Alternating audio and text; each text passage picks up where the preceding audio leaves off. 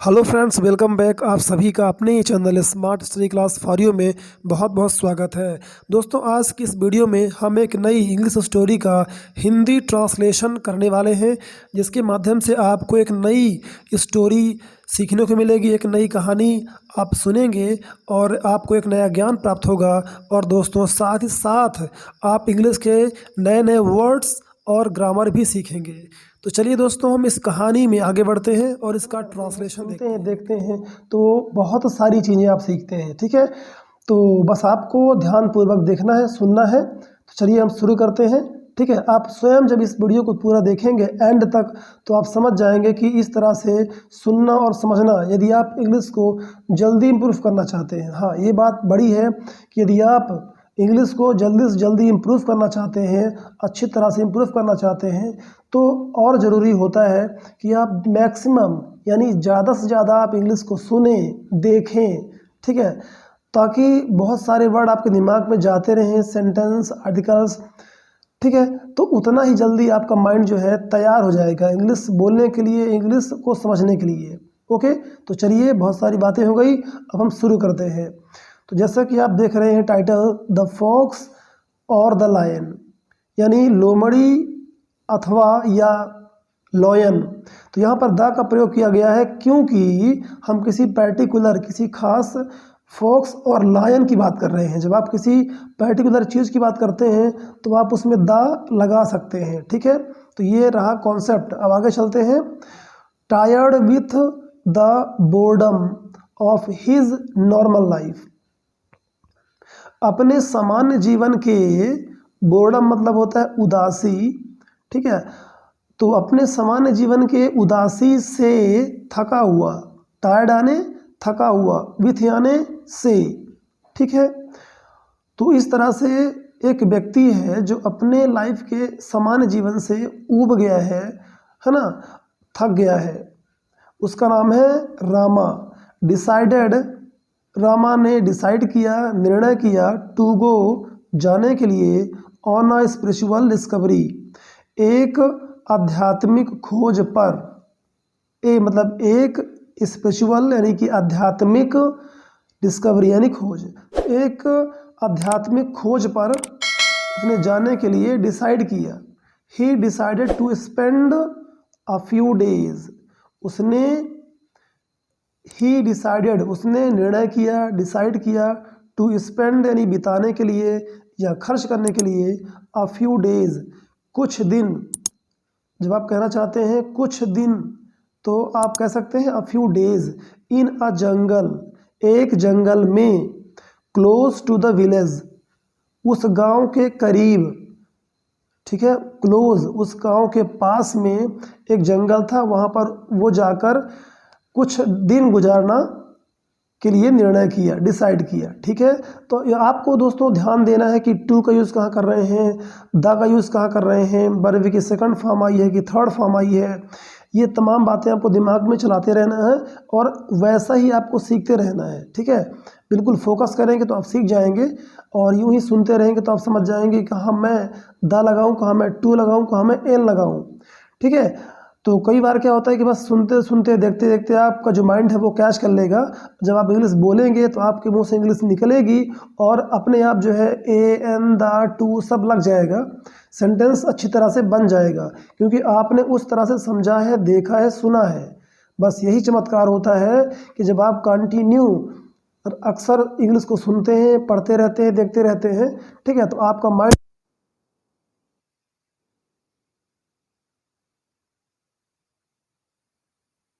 आपको चीज़ों को कंडीशन पे समझना है कि हम किस टाइम में बात कर रहे हैं, पास्ट में, फ्यूचर में, प्रेजेंट में, और किस तरह का हम सेंटेंस यूज कर रहे हैं, ठीक है। ये चीज़ बहुत ज़रूरी होती है, ध्यान देना, ठीक है।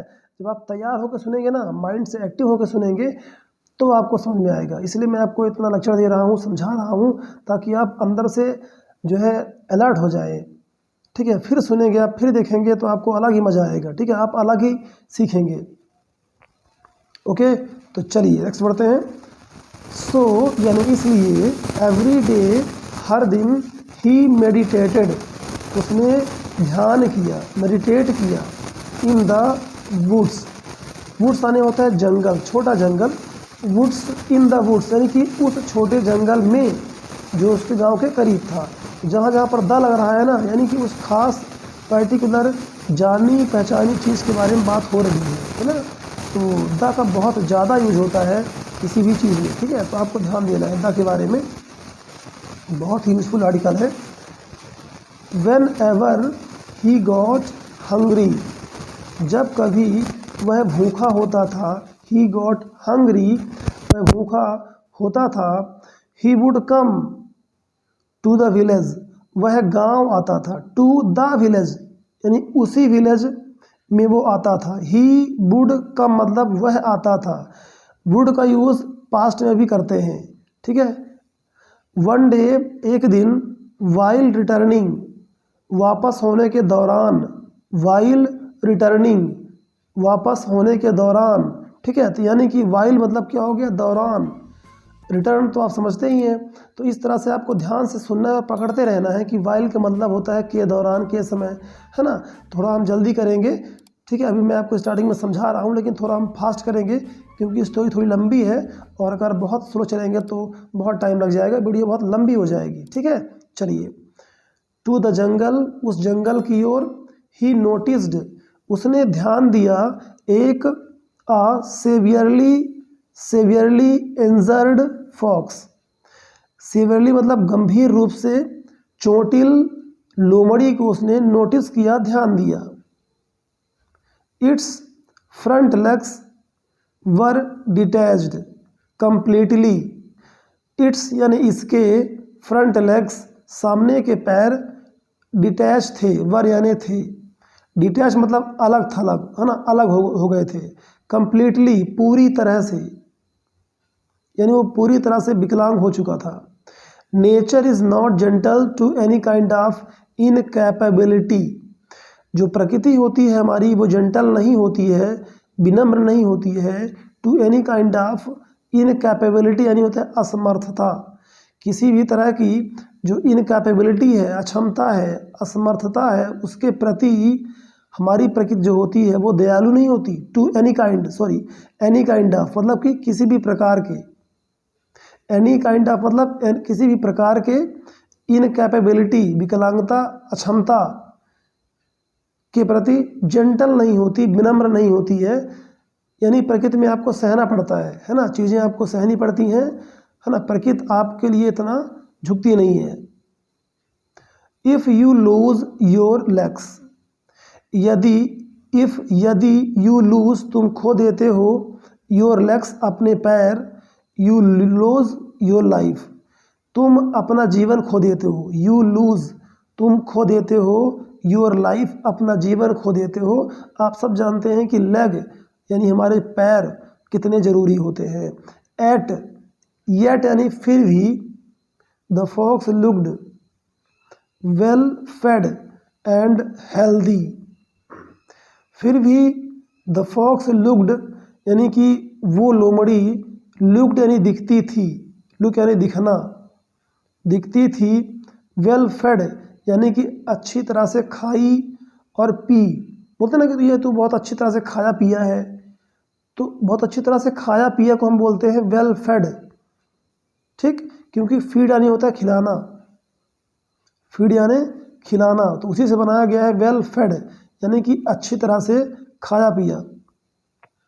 एंड हेल्दी, और हेल्दी स्वस्थ भी दिखती है। तो सोचा कि फिर भी वो लोमड़ी अच्छी खाई पी और स्वस्थ दिखती थी। रमा वॉज सरप्राइज्ड, रामा जो था वो आश्चर्यचकित था, वॉज यानी था, ठीक है। बट ही इग्नोर्ड, लेकिन उसने इग्नोर कर दिया, नज़रअंदाज कर दिया। इट यानी इसे, देखिए इट का हम यूज़ एनिमल्स के लिए कर सकते हैं, वस्तुएं या एनिमल्स के लिए, जानवरों के लिए हम इट का यूज़ करते हैं, ठीक है। इट यानी इसे, किसे, उस लोमड़ी को। And focused on his meditation, और अपने मेडिटेशन में, अपने ध्यान पर फोकस किया, है ना, उस पर ध्यान दिया, अपने ध्यान को केंद्रित किया, फोकस किया। एज द सनसेट, जैसे सूर्य ढल गया, सन सेट यानी हो जाता है डूबना, जैसे सूर्य ढल गया, सूर्य डूब गया। Rama heard the roar of a lion, Rama ने सुना, हियर हर्ड हर्ड, ये सेकंड फॉर्म है हियर का, जिसका मतलब होता है सुनना। तो रामा हर्ड, रामा ने सुना, the roar of a lion, एक लायन की, एक शेर की दहाड़, रोर यानी दहाड़। He forgot about his meditation, उसने भूल गया या वह भूल गया। He forgot, forget first form है, फॉरगॉट सेकंड फॉर्म है। ही फॉरगॉट अबाउट यानी के बारे में, हिज मेडिटेशन, वह अपने मेडिटेशन के बारे में भूल गया। एंड और क्लाइम्ड अप अ ट्री, एक पेड़ पर चढ़ गया, क्लाइम्ड अप चढ़ गया एक पेड़ पर। तो यहाँ पर हम देख रहे हैं कि सबसे ज़्यादा जो है वर्ब की सेकंड फॉर्म का प्रयोग हो रहा है, क्योंकि ये पूरी जो कहानी है पास्ट में लिखी हुई है, सिंपल पास्ट में लिखी हुई है ना। तो आप देख रहे होंगे सब्जेक्ट और वर्ब का सेकंड फॉर्म प्रयोग किया जा रहा है। तो आपको मैं बता रहा हूँ, चीज़ों को आप नोटिस कर सकते हैं, वर्ब का सेकंड फॉर्म कहाँ कहाँ यूज हुआ है, उसका फर्स्ट फॉर्म क्या होता है, ये तमाम बातें आपको ध्यान देनी है। टू हिज एस्टोनिशमेंट, एस्टोनिशमेंट यानी आश्चर्य, आश्चर्य, तो उसके आश्चर्य के लिए a full grown male lion came, एक पूरा तरह से विकसित, फुल ग्रोन मतलब कि मैच्योर, पूरी तरह से विकसित, मेल लॉयन एक पुरुष शेर आया।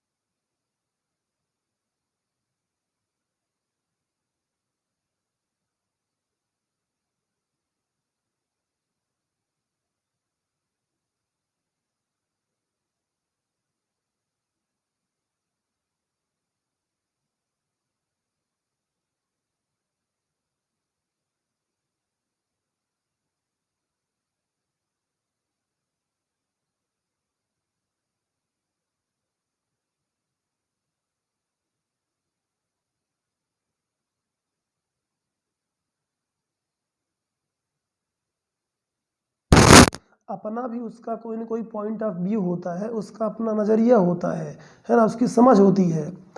तो उसी चीज़ को हम कहते हैं इंटरप्रिटेशन, ठीक है।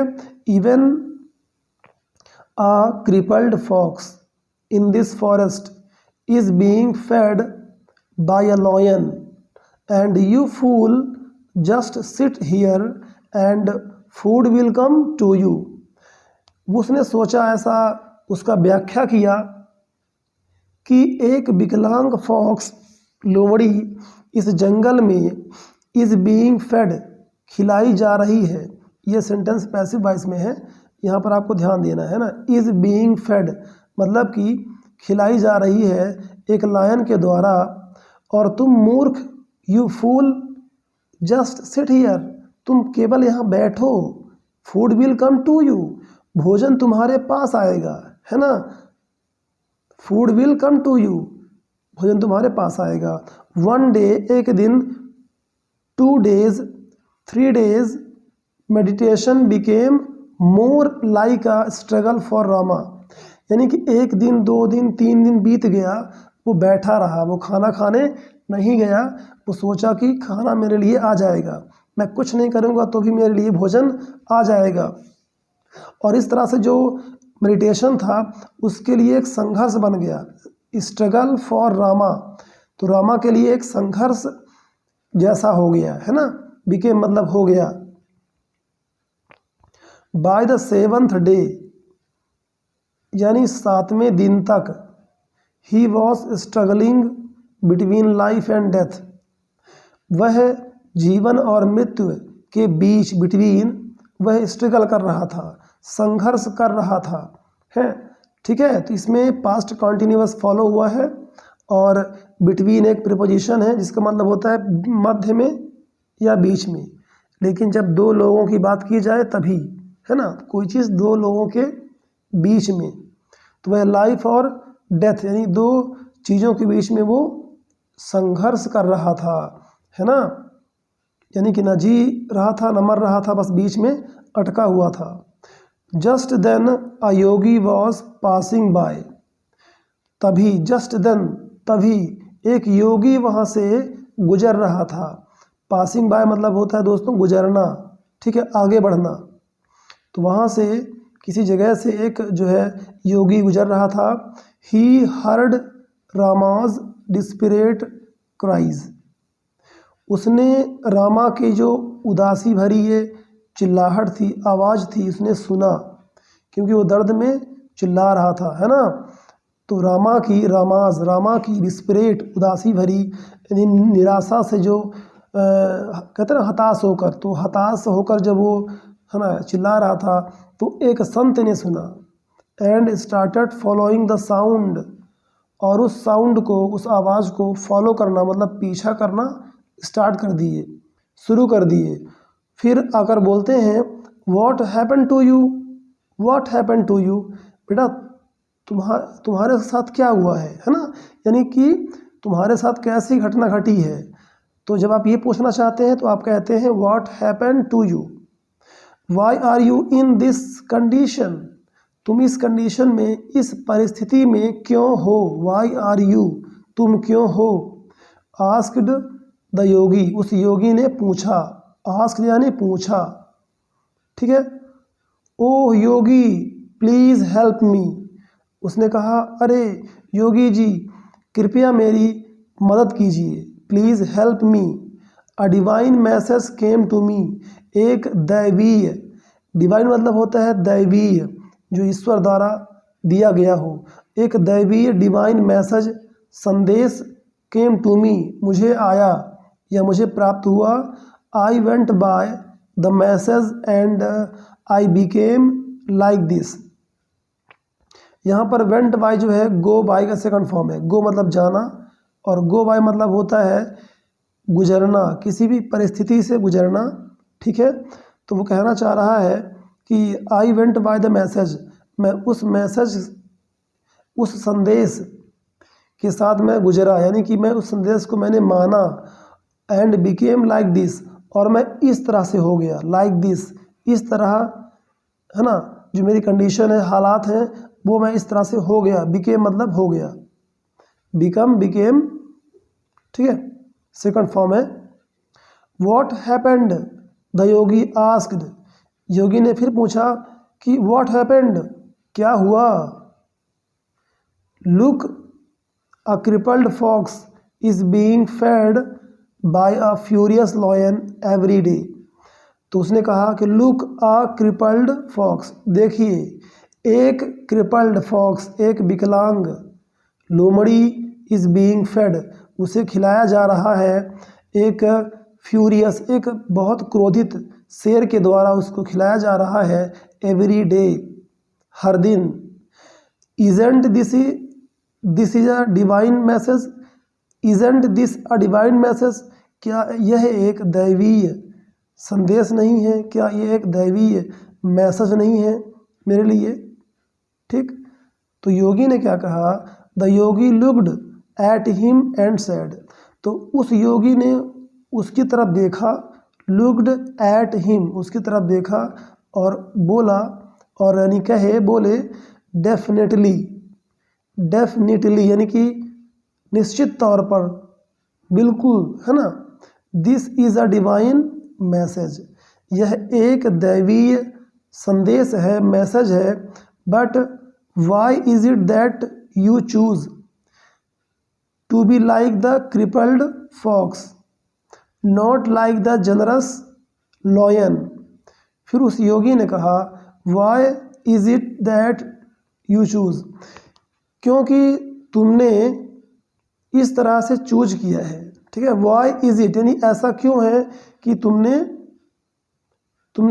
उस जो विकलांग फॉक्स है, क्रिपल्ड लोमड़ी है, तुमने उसकी तरह से चूज किया, है ना, तुमने उसकी नकल क्यों की कि तुम उसकी जैसे बन गए, तुम बैठ गए और तुम चाहते हो कि भोजन तुम्हारे लिए आ जाए, है ना। वहीं पर लॉयन है एक उदार, जनरस मतलब उदार लॉयन है, उसकी तरह क्यों नहीं तुमने सोचा।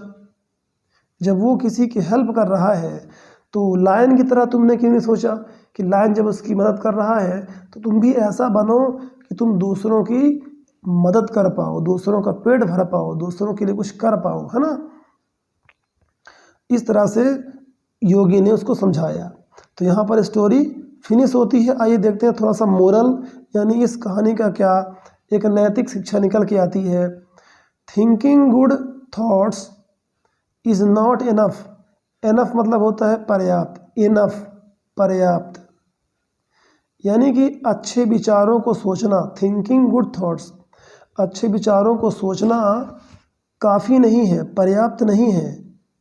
Doing good is not enough, doing good अच्छा करना भी काफ़ी नहीं है, पर्याप्त नहीं है। सीइंग अदर्स दूसरों को देखकर, सीइंग अदर्स दूसरों को देखकर, फॉलो योर गुड एग्जाम्पल मतलब दूसरों को देखकर, ठीक है, अपने अच्छे एग्जाम्पल को, अपने अच्छे उदाहरण को तुम फॉलो करो, यानी कि तुम खुद जो है अच्छा बनने का प्रयास करो। इज़ गुड इनफ, है ना, ये जो है पर्याप्त होता है, ये चीज़ ज़रूरी होती है कि आप अपने आप को फॉलो करें, है ना, दूसरों को देखें समझें, लेकिन अपने आप को जो है फॉलो करें, अपने हिसाब से काम करें। तो ये इस कहानी का एक मैसेज है, एक संदेश है जो आप तक पहुंचता है। दोस्तों, आई होप दैट कि आपको वीडियो पसंद आई होगी, और पसंद आई हो तो लाइक कर दीजिएगा। Okay, don't forget to like, और अपने दोस्तों को शेयर कर दीजिएगा। और ऐसे ही वीडियो को पाने के लिए चैनल पर नए हैं तो लाइक करके सब्सक्राइब बटन को प्रेस कर दीजिएगा। Okay, once again I would like to give you thanks. Okay, मेरे साथ यहाँ तक बने रहने के लिए, इस वीडियो को पूरा देखने के लिए दोस्तों तहे दिल से बहुत बहुत धन्यवाद।